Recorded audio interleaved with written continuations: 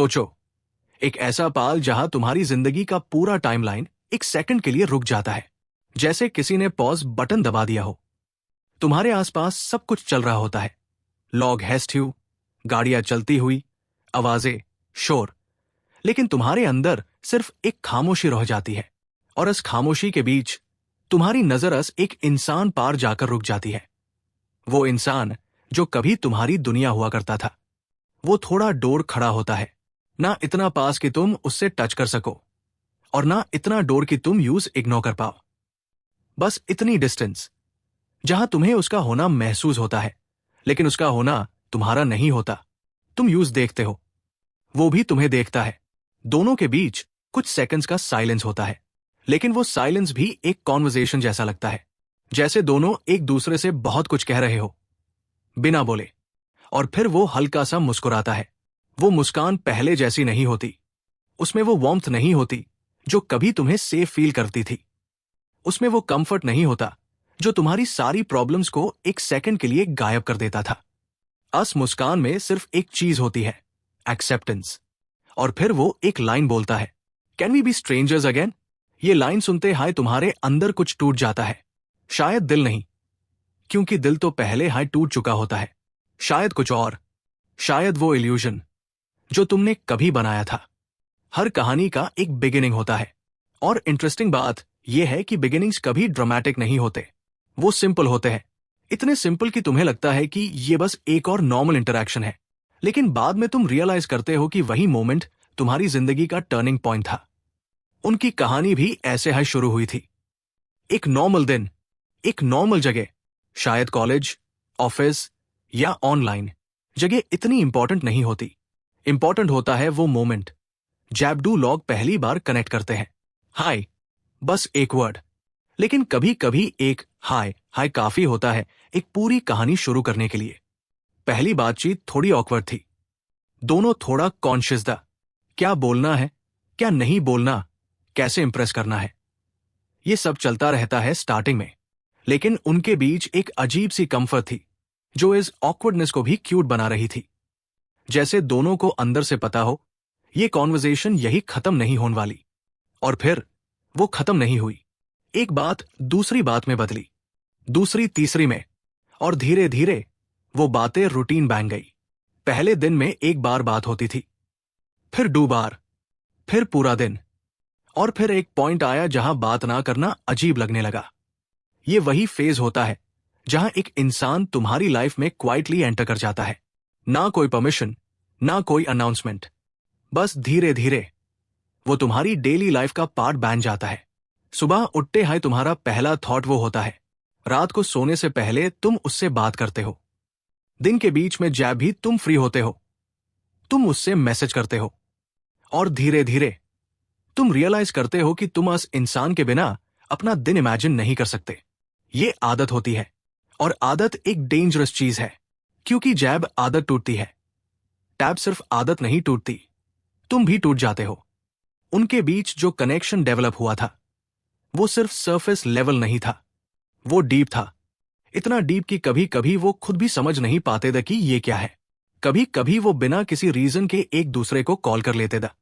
बस ऐसे high call किया, और सामने वाला भी बिना पूछे समझ जाता था। ये बस ऐसे हाई वेल मोमेंट्स हाई सबसे रील होते हैं। उनके बीच एक इमोशनल लैंग्वेज डेवलप हो गई थी। ऐसी लैंग्वेज जो वर्ड से नहीं, फीलिंग से चलती है। अगर वो थोड़ा सा चुप हो जाए तो रीजन पूछने की जरूरत नहीं। अगर उसका टोन चेंज हो जाए तो एक्सप्लेनेशन की जरूरत नहीं। ये सब ऑटोमेटिकली समझ आता था। और जब तुम किसी को इतना समझने लगते हो तो वो इंसान सिर्फ एक पर्सन नहीं रहता, वो तुम्हारा सेफ स्पेस बन जाता है। वो जगह जहां तुम बिना किसी फेयर के अपने आप हो सकते हो। कब प्यार हुआ ये उन्हें पता है नहीं चला। शायद प्यार एक सडन इवेंट नहीं होता, वो एक प्रोसेस होता है। छोटी छोटी चीजें, छोटी छोटी केयर, छोटी छोटी सैक्रिफाइसेस, ये सब मिलकर प्यार बनते हैं। उन्होंने कभी ऑफिशियली आई लव यू नहीं कहा, लेकिन उन्होंने हर दिन ये फील कराया। और कभी कभी फील कराना वर्ड से ज्यादा पावरफुल होता है। उन्होंने एक दूसरे के साथ फ्यूचर इमेजिन करना शुरू कर दिया था। Not in a big dramatic way, but in small simple ways, जैसे एक साथ चाय पीना, एक मूवी देखना, एक नॉर्मल सी लाइफ जीना। और शायद यही सबसे ब्यूटीफुल होता है। लेकिन हर कहानी में एक पॉइंट आता है जहां रियलिटी अपनी जगह बना लेती है। रियलिटी जो तुम्हारे इमोशन से इंप्रेस नहीं होती। रियलिटी जो तुम्हारे प्लान्स को फॉलो नहीं करती। रियलिटी जो बस आती है और सब कुछ चेंज कर देती है। उनके साथ भी ऐसा हाई हुआ। करियर का प्रेशर बढ़ने लगा, रिस्पॉन्सिबिलिटीज बढ़ने लगी, फैमिली एक्सपेक्टेशंस सामने आने लगी, और धीरे धीरे उनका कनेक्शन इन सब के नीचे दबने लगा। पहले उन्होंने इग्नोर किया, सोचा सब ठीक हो जाएगा, लेकिन सब ठीक नहीं हुआ। कॉल्स कम होने लगी, मैसेजेस लेट आने लगे, और वो जो एक्साइटमेंट होती थी वो धीरे धीरे कम होने लगी। सबसे पेनफुल क्या होता है? जब तुम किसी को लूज कर रहे हो और तुम्हें पता है, लेकिन तुम कुछ कर नहीं पा रहे। वो फेज उनकी लाइफ का सबसे डिफिकल्ट फेज था। दोनों ट्राई कर रहे थे, दोनों होल्ड करने की कोशिश कर रहे थे, लेकिन कभी कभी सिर्फ कोशिश काफी नहीं होती। इमोशनल डिस्टेंस सबसे डेंजरस डिस्टेंस होता है, और वो अब क्लियरली फील होने लगा था। पहले जो बातें आवर्स तक चलती थी अब मिनट्स में खत्म हो जाती थी। पहले जो साइलेंस कंफर्टेबल होता था अब ऑकवर्ड लगने लगा था। और सबसे बुरी बात, दोनों को पता था, लेकिन दोनों छुपदा, क्योंकि कभी कभी सच बोलना सब कुछ तोड़ देता है। और फिर एक दिन वो मोमेंट आया, वो कॉन्वर्सेशन जिसे दोनों अवॉइड कर रहे थे, वो कॉल जो नॉर्मल नहीं था, वो टोन जो अलग थी। और फिर शायद ह्यूम ये खत्म कर देना चाहिए। ये सेंटेंस सिंपल था, लेकिन इसका वेट अनबियरेबल था। दोनों छुपदा, क्योंकि कभी कभी साइलेंस हाई सबसे लाउड होता है। वो एक दूसरे को सुन रहे थे, लेकिन समझ नहीं पा रहे थे, या शायद समझ रहे थे लेकिन एक्सेप्ट नहीं कर पा रहे थे। और फिर डिसीजन हो गया। कोई ड्रामेटिक गुड बाय नहीं, कोई लास्ट हग नहीं, बस एक साइलेंट एंडिंग। ब्रेकअप के बाद सब कुछ चेंज हो जाता है।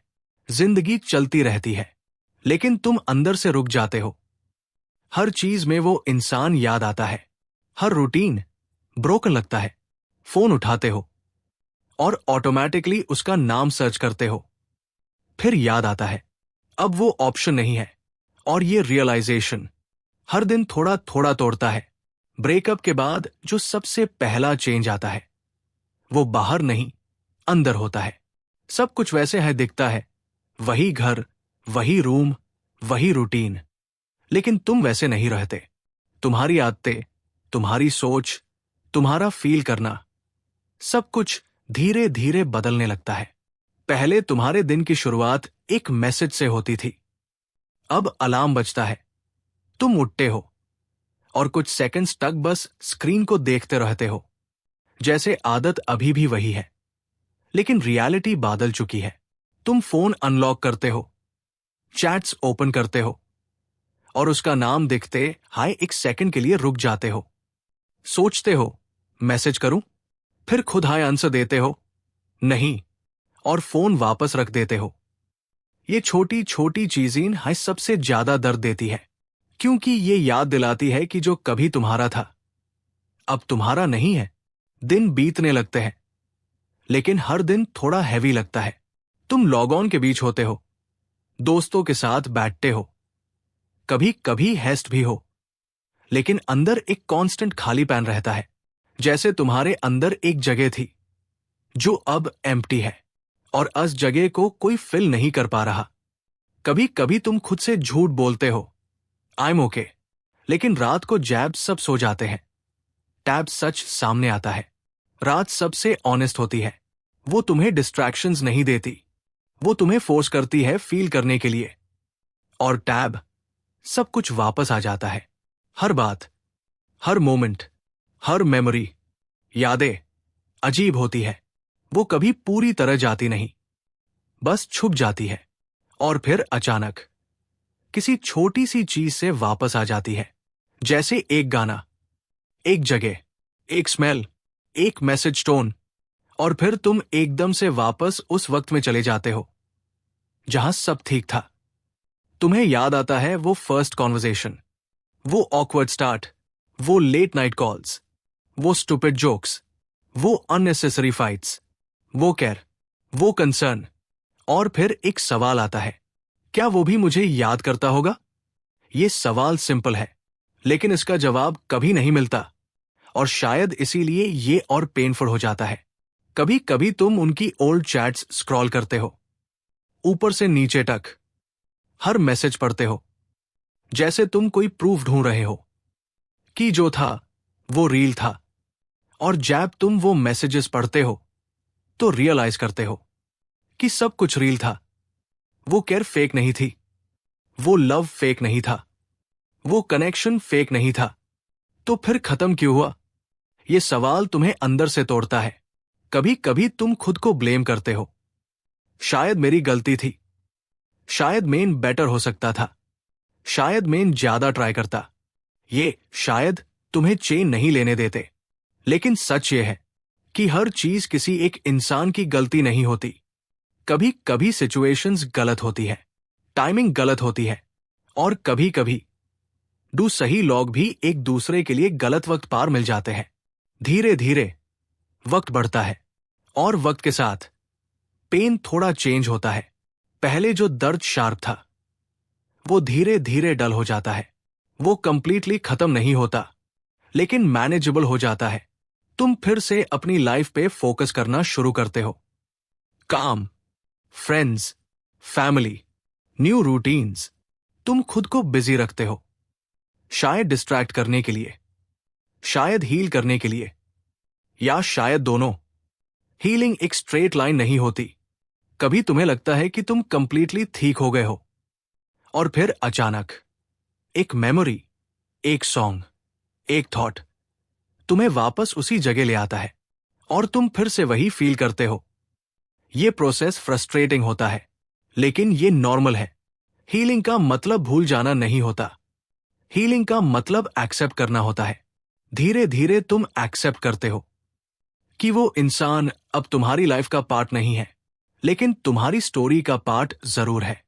और ये डिफरेंस समझना बहुत इंपॉर्टेंट होता है, क्योंकि कुछ लोग हमारी लाइफ में परमानेंट नहीं होते, लेकिन उनका इम्पैक्ट परमानेंट होता है। फिर एक फेज आता है जहां तुम उन्हें याद करते हो, लेकिन पेन के साथ नहीं, एक हल्की सी स्माइल के साथ, जैसे तुम किसी पुरानी कहानी को याद कर रहे हो। एक ऐसी कहानी जो खत्म हो चुकी है, लेकिन खूबसूरत थी। और शायद यही हीलिंग का रियल साइन होता है। और फिर एक दिन, विदाउट प्लानिंग, विदाउट वार्निंग, तुम दोनों दोबारा मिलते हो। कोई स्पेशल जगह नहीं, कोई परफेक्ट टाइमिंग नहीं, बस एक नॉर्मल मोमेंट। और उस मोमेंट में तुम दोनों एक दूसरे को देखते हो। पहले एक सेकंड के लिए कंफ्यूजन होता है, फिर रिकॉग्निशन, और फिर साइलेंस। वो साइलेंस जो ऑकवर्ड भी है और familiar भी। तुम दोनों एक दूसरे के सामने खड़े हो, जैसे स्ट्रेंजर्स, लेकिन एक्चुअली स्ट्रेंजर्स नहीं हो। तुम बात करते हो, small talk, how are you, I am good, तुम, I am fine. Simple words, लेकिन उनके पीछे बहुत कुछ छुपा होता है। Unanswered questions, unspoken feelings, unfinished conversations. तुम उससे देखते हो और रियलाइज करते हो कि वो बादल गया है, या शायद तुम बादल गए हो, या शायद दोनों। वो कनेक्शन जो कभी इतना स्ट्रांग था, अब एक मेमोरी बन चुका है। और फिर वो सवाल वापस आता है, can we be strangers again? इस बार ये लाइन थोड़ी हल्की लगती है, लेकिन इसका मीनिंग अब भी उतना हाई हैवी है। तुम उससे देखते हो और अंदर हाई अंदर अंदर जानते हो, स्ट्रेंजर्स बनना पॉसिबल नहीं है, क्योंकि स्ट्रेंजर्स के पास हिस्ट्री नहीं होती, उनके पास यादें नहीं होती, उनके पास वो सब नहीं होता जो तुम दोनों के पास है। तुम हल्की सी स्माइल करते हो और कहते हो, स्ट्रेंजर्स नहीं बन सकते, लेकिन शायद एक मेमोरी बन सकते हैं। और शायद यही सबसे ऑनेस्ट आंसर होता है। प्यार हमेशा परफेक्ट नहीं होता, हर कहानी का हैप्पी एंडिंग नहीं होता, लेकिन हर कहानी का एक मीनिंग होता है। कुछ लोग हमारी लाइफ में आते हैं ह्यूम बदलने के लिए, ह्यूम सिखाने के लिए, ह्यूम ग्रो करने के लिए, और फिर चले जाते हैं। और जैब वो चले जाते हैं, तो वो सिर्फ एक इंसान नहीं छोड़ते, वो एक पार्ट छोड़ जाते हैं जो हमेशा तुम्हारे अंदर रहता है। और शायद जिंदगी का सबसे बड़ा लेसन यही है, कुछ लोग हमारे होते नहीं, लेकिन वो हमारे हो चुके होते हैं। अस मुलाकात के बाद जिंदगी फिर से अपनी नॉर्मल स्पीड पकड़ लेती है, लेकिन इस बार तुम अलग हो। पहले जैब तुम उससे याद करते तो दर्द होता था, अब जैब याद करते हो तो एक अजीब सी शांति महसूस होती है, जैसे तुमने फाइनली एक्सेप्ट कर लिया हो कि जो था वो था और जो है वो अलग है।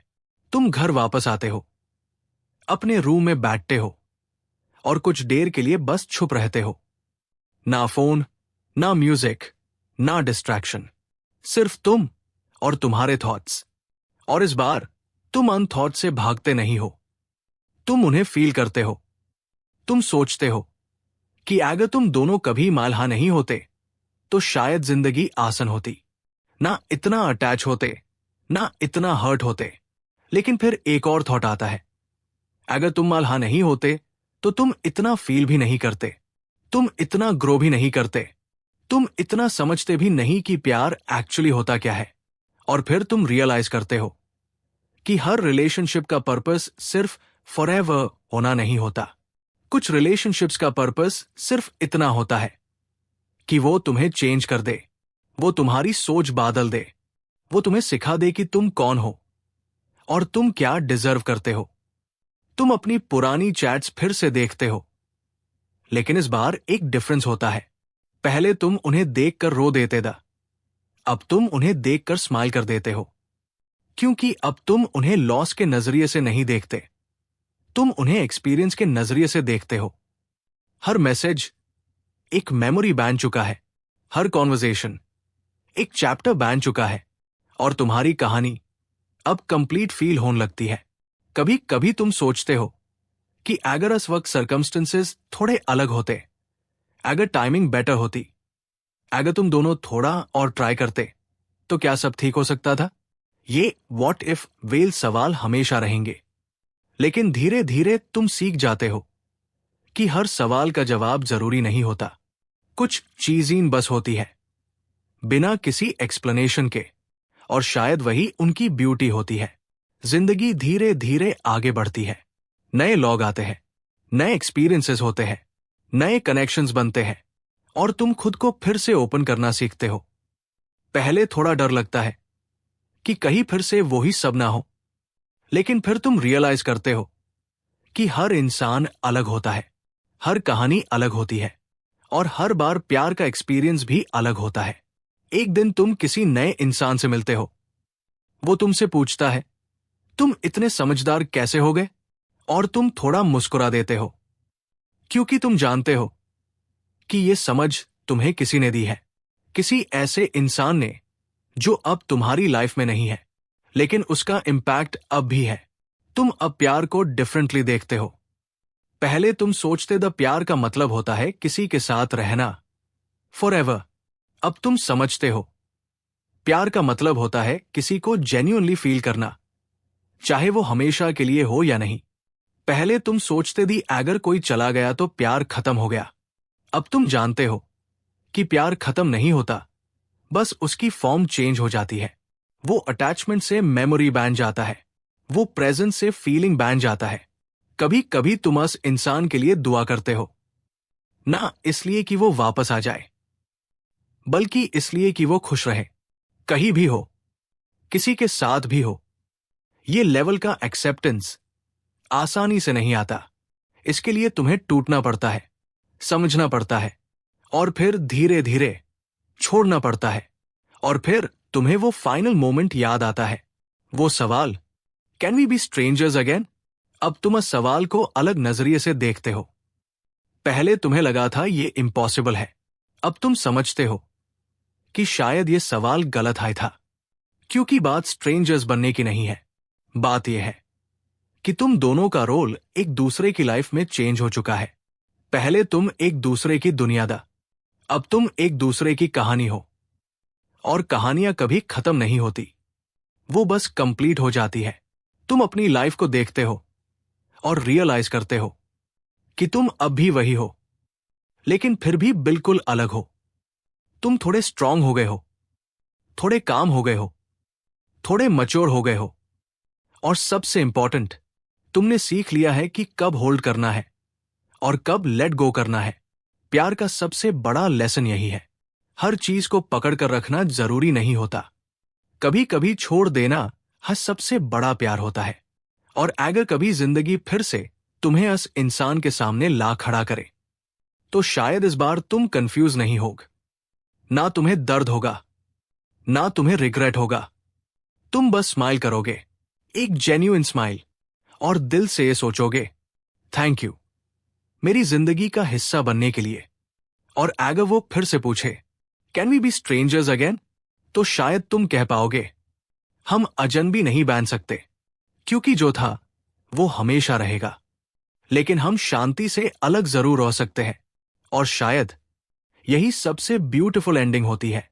ना परफेक्ट, ना फेरी टेल, लेकिन रील। जिंदगी में हर कहानी फॉरएवर नहीं होती, लेकिन हर कहानी मीनिंगफुल जरूर होती है। और कुछ लोग कभी वापस नहीं आते, लेकिन कभी जाते भी नहीं। वो हमारे अंदर रह जाते हैं, एक एहसास बनकर, एक याद बनकर, एक लेसन बनकर।